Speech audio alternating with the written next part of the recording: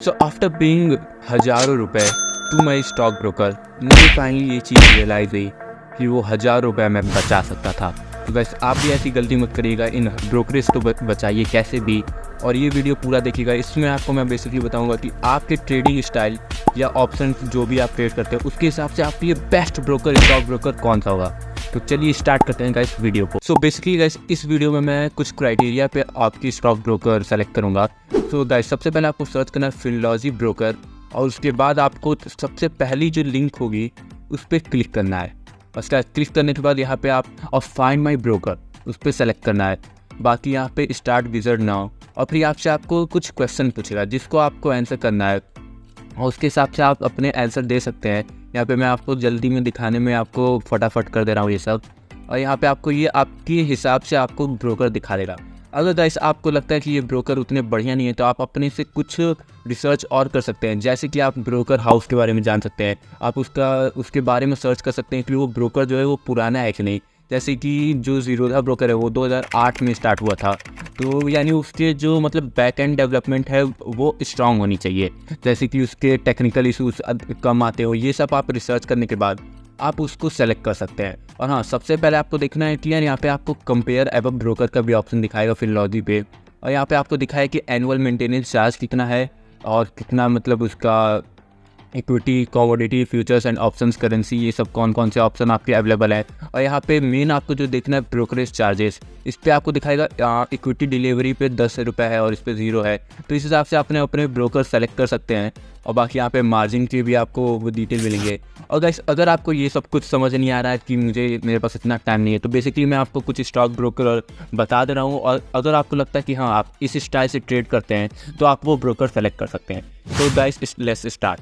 सबसे पहले अगर आपको मतलब ट्रेड जो है वो आप होल्ड करते हैं, जैसे मान लीजिए आपने कोई कंपनी का XYZ कंपनी का शेयर खरीदा और उसको 1 हफ्ते बाद बेचा, तो इस सब ट्रेड में अगर आपको करना है तो Zerodha is the best broker for you, क्योंकि उसमें जो बेसिकली डिलीवर ट्रेड कहते हैं इसे, तो इसमें आपको 0 ब्रोकरेज पे करना रहता है। तो उस तरह के तरीके से आप पैसे बचा सकते हैं। और वही आपको इंट्राडे ट्रेड करना है और ऑप्शंस करना है जो कि इंटरडे बेसिस पे रहेगा, जिसे MIS ट्रेड भी कहते हैं। उसके लिए आपको बेस्ट ब्रोकर जो रहेगा वो है कोटक नियो, क्योंकि उस पर 0% चार्जेस रहते हैं और उससे आप अपने बहुत सारे पैसे लिटरली बचा सकते हैं ब्रोकर को पे करने से थ्रू। और गाइस अगर आप लोग ना जैसे ऐसे काम करते हैं कि मान लीजिए आपने एक कॉल का ऑप्शन खरीद लिया और उसे कल आपको लग रहा है कि गैप डाउन या गैप अप होगा, उस हिसाब से आप उसको कल बेचेंगे, तो उसके लिए मैं आपको सजेस्ट करूँगा M स्टॉक एक ब्रोकर है, वो भी ब्रोकर बढ़िया है, पर हाँ उसके टेक्निकल इशूज़ वगैरह आ सकते हैं तो वो आप देख सकते हैं।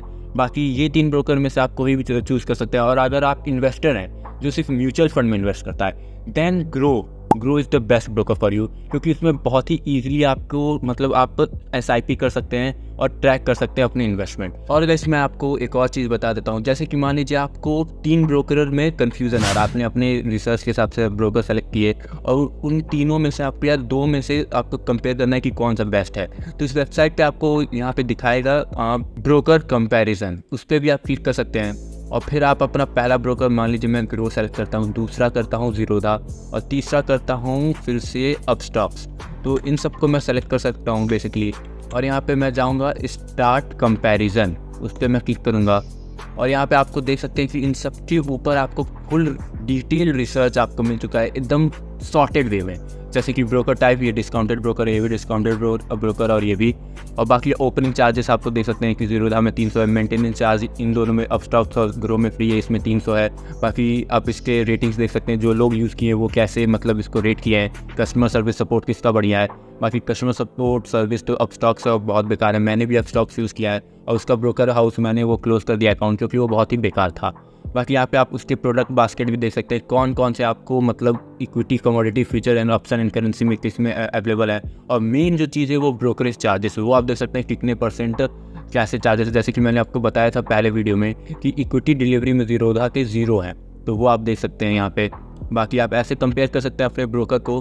और गाइस मेक श्योर आप ना जो ब्रोकर है वो सोच समझ के चूज़ कर रहे हैं। आप 1 से 2 ब्रोकर रखिए, कोई दिक्कत नहीं है। मैं बेसिकली 3 ब्रोकर यूज़ करता हूँ, एक अपने स्विंग ट्रेड के लिए, और एक इंट्राडे ट्रेड के लिए, और एक इन्वेस्टमेंट के लिए।